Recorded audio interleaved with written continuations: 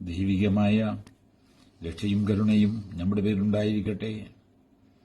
സൂറത്ത് അൽ ബഖറ അധ്യായം 2 വചനം 41.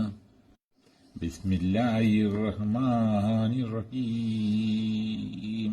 وآمنوا بما أنزلت مصدقا لما معكم ولا تكونوا أول كافر به ولا تشتروا بآياتي ثمنا قليلا وإياي فاتقون.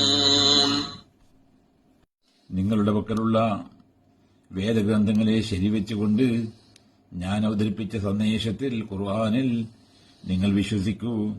അതിനാദ്യമായി തന്നെ നിഷേധിക്കുന്നവർ നിങ്ങളാകരുത്.